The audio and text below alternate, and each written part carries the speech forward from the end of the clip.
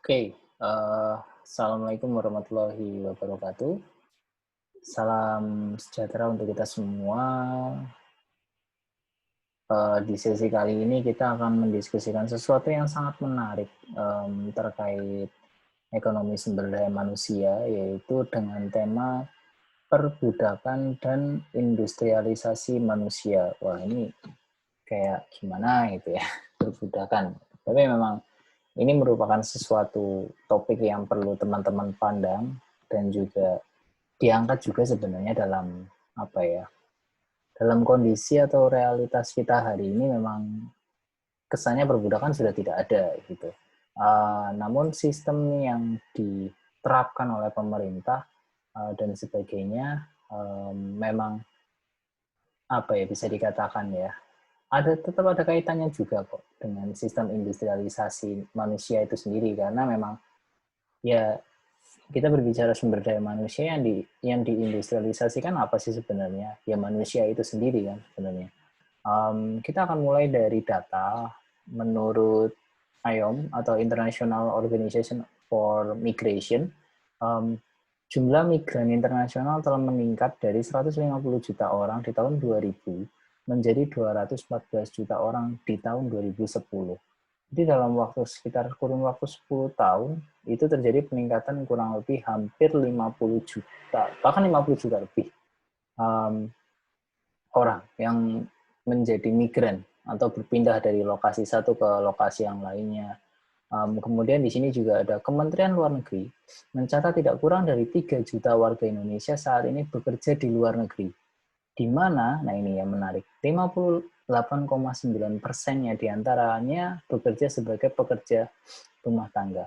Dan pada tahun 2011, Kementerian Luar Negeri mencatat 20.000 kasus yang dihadapi oleh tenaga kerja di Indonesia yang bekerja di luar negeri. Nah, dari tiga fakta atau tiga fenomena ini bisa kita lihat ya bahwa suatu industrialisasi dan dalam hal ini entah bekerja sebagai asisten rumah tangga di luar negeri ataupun kasus ini pasti akan selalu ada, karena ya kita katakan beda culture, beda apa ya, beda sesuatu yang memang kita anggap itu sebagai kebinekaan gitu, berbeda-beda tetapi tetap satu ya, Bhinneka Tunggal Ika. Uh, dan ini mengakibatkan beberapa fenomena yang menarik untuk kita diskusikan dan kita bahas. Dan PBB memperkirakan, ini baru dalam hal ini ya, memperkirakan setiap tahunnya ada 700.000 sampai 4 juta perempuan dan anak-anak yang menjadi korban trafficking atau perdagangan manusia. Jadi diperjualbelikan entah itu sebagai pekerja seks komersial ataupun untuk sebagai asisten rumah tangga. Nah, ini banyak, kurang lebih 700.000 sampai 4 juta perempuan dan anak-anak, male or female. Dan pada tahun 2011 diperkirakan 100.000 perempuan dan anak-anak dari Indonesia diperdagangkan setiap tahunnya untuk tadi eksploitasi seksual, pekerja rumah tangga, kawin paksa, dan juga pekerja anak di bawah umur. Nah, ya, I'm not for sale maybe, gitu ya. Namun fakta di lapangan terjadi seperti itu. Dan apa sih sebenarnya penyebab terjadinya human trafficking? Jadi kalau kemarin kita diskusi konsep ekonomi kreatif, industri kreatif gitu ya, tangible asset, intangible asset, dan hari ini kita bicara bagaimana sumber daya manusia itu menjadi salah satu eksploitasi gitu ya. Dan yang pertama pasti faktor ekonomi, dalam hal ini adalah well-being dan poverty itu sendiri, kesejahteraan dan kemiskinan. Kadang manusia tidak punya pilihan lain, mungkin bukan tidak punya pilihan ya, tapi lebih ke arah keputusasaan gitu ya. Pastinya ada beragam faktor ataupun ripple effect-nya gitu ya. Maknanya adalah ketika pengambilan keputusan oke lah, akhirnya udahlah dijual aja dalam tanda kutip, udahlah relakan aja gitu ya. Itu biasanya karena ada kayak dia pendidikannya rendah, dari pendidikan rendah dia tidak bisa berkompetisi di pekerjaan yang lebih baik. Nah, akhirnya ketika tidak bisa bekerja di kompetisi yang lebih baik, pendapatannya juga rendah. Nah, ketika pendapatannya rendah, tidak bisa mencukupi kebutuhan, gitu ya. Ya kan efeknya gitu ya. Dari pendidikan tidak tinggi, tidak bisa berkompetisi, tidak bisa mendapatkan pendapatan yang lebih tinggi, akhirnya apa? Basic need-nya tidak terpenuhi, tidak bisa membeli makanan sebaik yang diinginkan, tidak memiliki rumah dan sebagainya mungkin ya. Dan akhirnya di situ keputusasaan. Gimana ya caranya? Kayak gitu loh. Nah, muncullah konsep trafficking ini. Ekonomi biasanya menyebabkan dari well-being dan juga poverty. Ya, lingkaran kemiskinan sebenarnya sih teorinya. Kemudian kemiskinan itu sendiri ataupun poverty tadi ya, dan ini masuk ke dalam SDGs atau Sustainable Development Goals, di mana memang poverty dan inequality adalah sesuatu yang wajib untuk bukan dihilangkan, mungkin tidak akan hilang gitu ya, tapi lebih ke arah meminimalisir gitu ya. Kalau di kurva Lorenz itu ya mendekati sama dengan nol sih, walaupun tidak sama dengan nol gitu, atau sama dengan satu. Wow, kalau sama dengan nol sama dengan satu, wonderland banget ya. Jadi ibaratnya kayak dunia tanpa kemiskinan, dunia tanpa ketimpangan, semua orang sama, bisa menikmati hal yang sama. It's not dream, itu bukan mimpi, tapi itu sesuatu yang diusahakan seperti itu. Dan juga ada ketidakadilan gender atau tadi gender inequality, menganggap bahwa perempuan dan laki-laki tidak sama dan seterusnya. Oke, next. Dari konsep trafficking itu tadi, sebenarnya kan berarti ada konsep migrasi tadi ya. Konsep perjualbeli, menjual beli atau industrialisasi manusia. Ini tema yang sangat-sangat menarik sebenarnya sih ketika kita berdiskusi ini, karena kalau kemarin kita berbicara manusia sebagai subjek yang tangible gitu ya, orang yang mampu untuk berdaya kreatif, orang dengan konsep tenaga kerja dan sebagainya. Nah, saat ini kita bicara yang dalam hal ini dalam tanda kutip intangible asetnya gitu loh. Aset yang tidak terlihat tapi diindustrialisasikan bisa gitu loh. Manusia sebagai objek yang dijual kayak gitu loh. Dan itu pindah. Kan tidak mungkin jual beli dengan tetangga sekitar gitu kan enggak ya. Ya mungkin ya juga sih. I don't know yet. Karena ini basisnya pada asumsi kayak gitu. Nah, kembali lagi konsep migrasi. Ibarat kalau kayak punya akuarium kecil, itu ada ikan 2 akuarium. Di akuarium A ada 3 gitu ya, dengan ukuran volume yang sama. Yang akuarium B cuma 1 ikan gitu ya. Yang 3 dengan 1 pasti kan lebih longgar yang 1 kan. Nah, yang 3 ini kalau hanya bertiga terus kan juga lama-lama sesak gitu ya. Yang 1 dari yang 3 ini pindah ke akuarium B agar ada perataan. Yang A juga 2, yang B juga 2. Seperti itu loh. So, logika migrasi itu sebenarnya seperti itu. Tidak nyampur di satu tempat gitu loh, tapi dimigrasikan. Ibarat kalau orang, ya rumah itu kalau saya memasukkan ilustrasi ya, rumahnya diangkat, digotong kemana gitu ya, di tempat yang baru.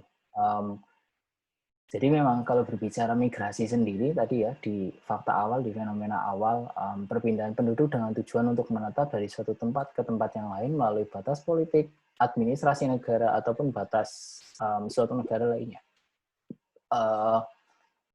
Pak, ketika berbicara, saya orang Jawa, saya orang Ponorogo, saya mau pindah ke Bandung, apakah saya migrasi? Iya. Anda sudah melalui batas politik. Dalam hal ini adalah wilayah administrasi Jawa Timur, Anda pindah ke Jawa Barat. Monggo, Bandung, Ciamis, Tasik, dan sebagainya, itu udah Anda bisa dikatakan migrasi. Ataupun Anda dari Ponorogo pindah ke Taiwan, pindah ke Malaysia. Gitu. Itu disebut juga dengan migrasi. Yang pada prinsipnya adalah Anda menetap dan berpindah dari batas politik atau negara atau administrasi wilayah suatu negara atau wilayah. Gitu. Nah, dan memang apa ya, biasanya kalau dalam posisi migrasi, ini juga keputusan migrasi biasanya lebih ke konteks perbandingan untung rugi di kedua daerah. Jadi biasanya sih kalau migrasi itu melihat dari mana untungnya, mana ruginya. Ketika untung pindah ke sana, untungnya apa, ruginya apa. Seperti itu. Dan Perbedaan kondisi terutama biasanya pada kondisi ekonomi dan ekonomi itu sendiri. Jadi kondisi ekonomi di wilayahnya seperti apa, dan Anda subjek secara ekonominya bagaimana. Seperti itu biasanya dalam definisi migrasi.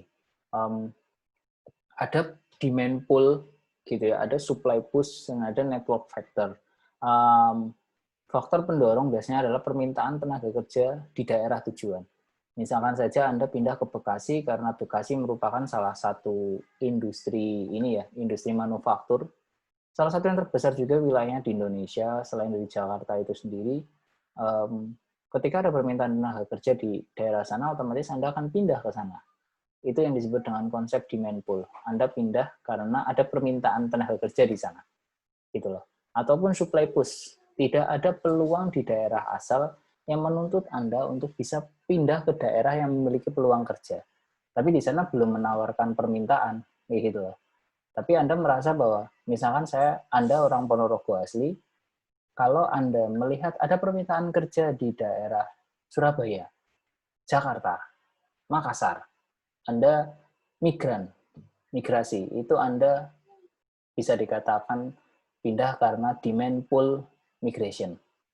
Tapi kalau saya orang Ponorogo, kok saya gini-gini aja ya, peluang kerja tidak ada, saya masih underemployment, saya masih unemployment, oke, saya harus pergi nih, jangan di Ponorogo terus, kalau di Ponorogo terus nggak berkembang. Itu adalah supply push. Gitu. Anda dituntut untuk apa ya, lebih meningkatkan peluang dalam diri hidup Anda sendiri. Gitu. Dan network factor atau informasi bagi migran dalam keputusan migrasi. Anda punya saudara, Anda punya kerabat, Anda punya tetangga yang kebetulan tinggal di luar negeri, bekerja di luar negeri atau di luar kota, kemudian calling Anda, sharing, silaturahim. Ketika misalkan acara-acara tertentu gitu ya, tahun baruan ataupun Idul Fitri, ketemu ngobrol, kerja di mana nih sekarang? Ini ada loh di Taiwan yang mau menerima 1-2 orang lagi, membutuhkan 1-2 orang lagi. Network factor ditambah demand pool, ada permintaan. Oke, I'm in. Apa aja persyaratannya? Sepakati, gajinya disepakati, berangkat. That's migrant. Kayak gitu loh. Nah, jadi sebenarnya migrasi adalah keperluan tenaga kerja pada masyarakat industri modern. Jadi basisnya adalah kebutuhan dan penawaran, permintaan dan penawaran tenaga kerja. Dalam hal ini adalah market teorinya. Push faktor daerah asal, pull faktor daerah tujuan. Kayak gitu loh. Permintaan dari daerah tujuan, push daerah asalnya. Faktornya seperti itu. Dan ada beberapa teori lainnya seperti Ravenstein dan Todaro serta Stark. Faktor ekonomi pendorong utama dalam migrasi. Ya kalau berbicara Todaro kan, ini ya, development ekonomis kan kelihatan banget ya, bahwa ya ketika kita bermigrasi, kita berpindah, sebenarnya kita ingin meningkatkan kesejahteraan, kan konsepnya seperti itu. Sesederhana itu sebenarnya. Namun dengan beberapa pandangan paradigma simulasi ekonometrics gitu ya, dan itu clear. So clear banget, maksudnya bisa memperlihatkan efek-efek yang memang terjadi ketika kita migrasi, dan ada dampak positif, ada dampak negatif gitu ya. Kalau dari Hadiana diukur dari remiten dan perubahan tingkat pendapatan, kalau dari Regiati diukur dari peningkatan pendapatan, tabungan konsumsi, dan ini apa namanya, barang kekayaannya. Oke. Definisi migrasi tadi, ada migrasi nasional, ada migrasi internasional. Nah, Anda orang Indonesia, Anda pindah ke South Africa, Anda pindah ke Nigeria, Anda pindah ke Brasil, Anda pindah ke Turki, pindah ke UK, Anda pindah ke Scotland, dan lain-lainnya. Itu melewati batas politik antar negara dan tergantung dari konstelasi politik global yang ada. Jika diizinkan, Anda pun boleh mendapatkan dual kewarganegaraan, tapi di Indonesia tunggal. Tetap warga negara Indonesia atau cabut warga negara Indonesia dan berpindah ke warga negara yang lainnya. dan itu boleh, dan itu disahkan. Anda nggak jadi orang Indonesia lagi juga nggak masalah, kayak gitu. Ketika memang apa ibaratnya ya, memenuhi persyaratan yang ditentukan oleh pemerintah itu sendiri. Migrasi merupakan salah satu cara mengatasi pertumbuhan penduduk dan pengangguran yang tinggi, dan itu sudah dipercaya oleh pemerintah, dan itu sudah dilakukan oleh pemerintah sebenarnya.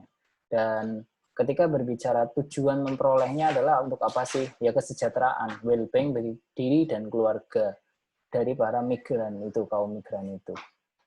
Dan dengan adanya pendorong migrasi seperti upah yang lebih tinggi, kesempatan kerja yang lebih baik di sana, dan mengurangi kemiskinan, mendorong adanya migrasi internasional.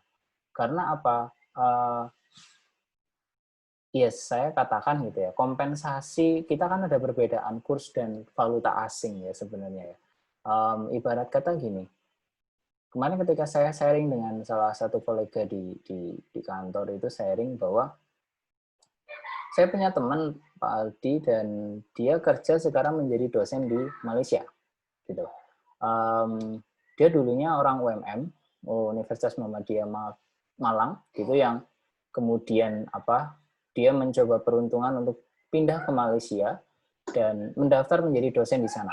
Saya tidak sebut ininya ya, daerah sana. Tapi ibaratnya di UMM itu Anda mendapatkan kompensasi sebulan itu kurang lebih sekitar 10-15 juta rupiah per bulan. Tapi ketika Anda pindah ke Malaysia, Anda bisa mendapatkan di awal kompensasi itu minimal 33-45 juta rupiah, tergantung dari kinerja. Setelah Anda 3-5 tahun bekerja di sana, kompensasinya bisa bertambah sampai 60-80 juta rupiah per bulan. Nah, ada kesempatan kan? Bukan, dan alhamdulillah happy ending kayaknya dia keluar dari UMM, dan kemudian dari UMM itu mendapatkan surat lulus utuh, dan kemudian pindah ke Malaysia dengan pendapatan sebesar itu, dan dia cerita sendiri ke saya seperti itu.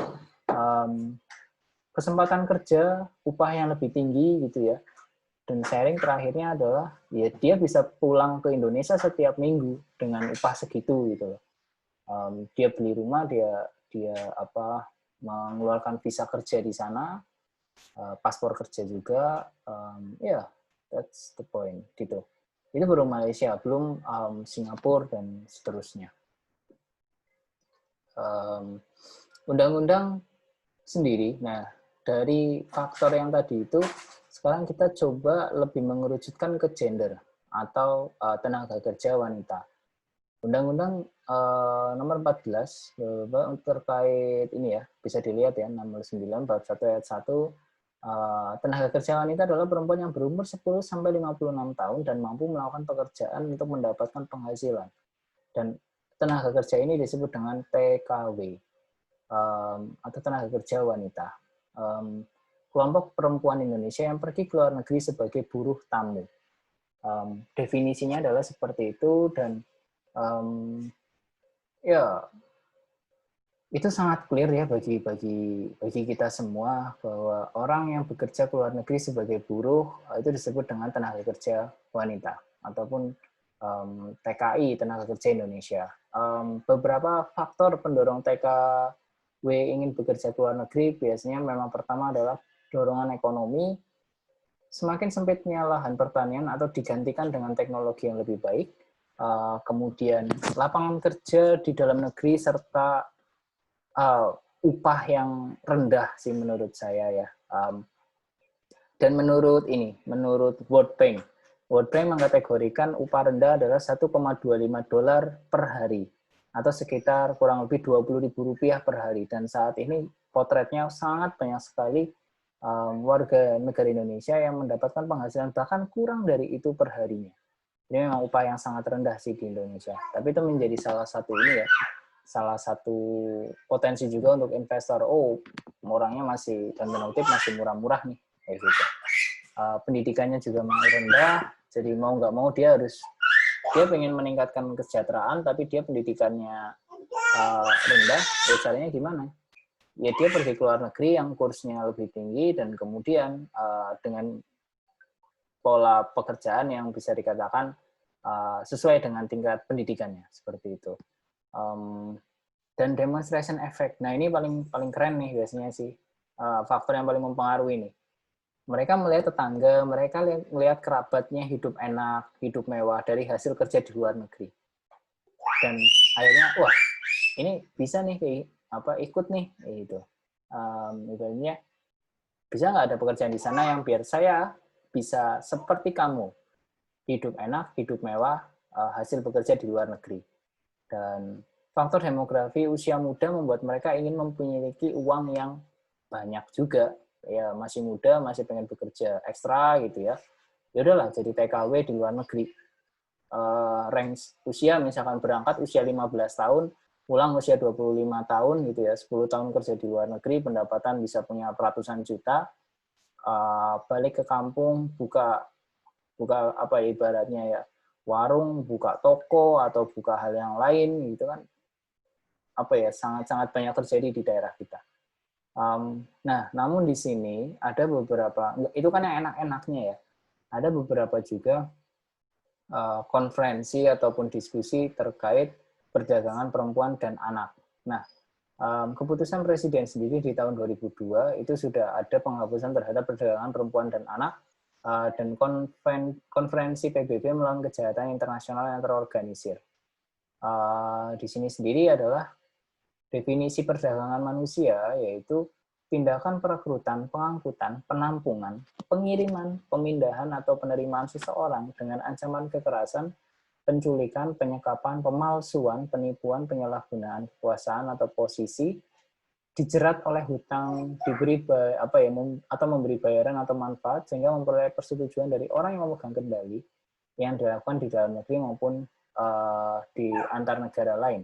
Nah, guna untuk mengeksplorasi atau mengakibatkan eksploitasi dari orang itu sendiri. Jadi disalahgunakan, ditipu ataupun dijerat hutang gitu. Kamu sengaja dikasih uang banyak, boleh minjem, tapi kalau nggak bisa bayar, eksploitasi. Nah, itu yang disebut dengan trafficking atau perdagangan manusia. Nah, saya ngambil dari sumber Cameron et al. Gitu ya. Ada beberapa apa ya ibaratnya ya, faktor dari mereka yang terpinggirkan, yang dalam kondisi kemiskinan dan ketidakmandirian yang mereka alami. Nah, biasanya korban perdagangan ini mayoritas dari perempuan dan anak-anak, yaitu anak perempuan. Dan ada 4 faktor utama seperti faktor ekonomi, faktor sosial, faktor ideologis, dan faktor geopolitis. Globalisasi, kemiskinan, economic downturn, migration movement, dan juga dari faktor sosial, inequality, gender ya, ke apa ya ibaratnya ya, ketimpangan sosial, yaitu tadi terpinggirkan, merasa tidak dihargai, diskriminasi gender gitu ya, kemudian rasis, culture gender yang kurang pas gitu ya, ataupun geopolitis, perang, konflik antar saudara, militer, itu juga menjadi faktor yang berpengaruh terhadap banyaknya trafficking. Harapannya kan adanya lintas barang dan jasa. Kembali lagi, ketika Anda berbicara, saya menjadi TKW, itu adalah lintas jasa. Anda menawarkan jasa, Anda menawarkan kemampuan Anda untuk bisa mempengaruhi sesuatu, untuk bisa mendapatkan sesuatu, dan itu ada feedback-nya, penghasilan ke Anda. Yang bertujuan untuk meningkatkan keuntungan ekonomi. Kadangkala menjadi permasalahan, karena ada pihak-pihak yang memanfaatkan untuk kepentingan dalam hal ini pribadi mereka. Nah, kebijakan ini biasanya sih peningkatan jumlah yang bersedia mengambil resiko atau diseludupkan. Dan ini ya kita jangan bicara Indonesia aja sih. Afrika, Asia, Tenggara terutama itu kan banyak juga orang yang pengen meningkatkan taraf hidupnya. Dan tadi pendidikannya kurang, kesehatannya kurang, basic need-nya nggak ada, geopolitik, ada perang saudara, ada perang di negara itu, diskriminasi, nah itu kan banyak faktor ya. Nggak nyaman dengan wilayahnya, pengen pindah. Sedangkan dia pendidikannya rendah. Nah bagaimana nih? Kan harus ada solusi. Dia pengennya kan, dia juga butuh makan, dia juga butuh minum, dan seterusnya. Jadi memang perlu ada lintas barang dan lintas jasa yang meningkatkan keuntungan ekonomi. Gitu. Perempuan dan anak perempuan terutama itu di bawah umur sangat rentan terhadap kasus ini, eksploitasi maupun perdagangan manusia. Kalau teman-teman melihat di gambar atas itu ada 4 gitu ya, ibaratnya kayak ada foto terus dimasukkan toples gitu, Anda bisa memilih. Nah itu se ekstrim itu sebenarnya. Jadi memang sarana eksploitasi yang sering digunakan biasanya berupa ancaman, penyalahgunaan otoritas, jeratan hutang, perkawinan, penahanan, dan pemerkosaan. Nah, trafficking umumnya terjadi pada kasus-kasus pengiriman TKI di luar negeri. Nah, karena itulah penanganan terhadap masalah trafficking juga perlu untuk mengatasi masalah pengiriman tersebut. Dan ini sangat rentan sekali ketika Anda dijanjikan Anda akan mendapatkan penghasilan 8 juta. Biasanya untuk ART itu minimal itu 3 sampai 8 juta tergantung wilayahnya. Di kompleks perumahan saya yang di Palangan itu ada istri dari suami yang sekarang tinggal di perumahan itu diskusi dengan saya, ngobrol sendiri kalau kerja di Taiwan gitu ya, karena istrinya dia kerja di Taiwan, itu minimal penghasilan itu 5 sampai 10 juta tergantung dari kinerja. Dan mayoritas itu berada di tengah, 8 juta, 9 juta per bulan. Gitu loh. Dan istrinya nyaman tinggal di Taiwan. Sudah hampir berapa kata 3 tahun, 4 tahun itu bekerja. Suaminya kerja di Indonesia, istrinya kerja di Taiwan. Gitu. Nah, namun that's good news gitu ya. Itu berita yang baik gitu. Tapi juga ada kondisi di mana Anda masuk ke PT, kemudian silakan baca banyak sekali kasus penipuan seperti itu. Anda masuk ke PT, kemudian dijanjikan untuk bekerja 3 juta, 5 juta, tapi setelah sampai di sana Anda tidak dibayar, Anda tidak tidak diberikan hak secara penuh, bahkan mungkin Anda terjadi kasus pelecehan ataupun tindak kekerasan lainnya gitu. Bahkan sampai ada kasus di mana pembunuhan itu ada kayak gitu ya.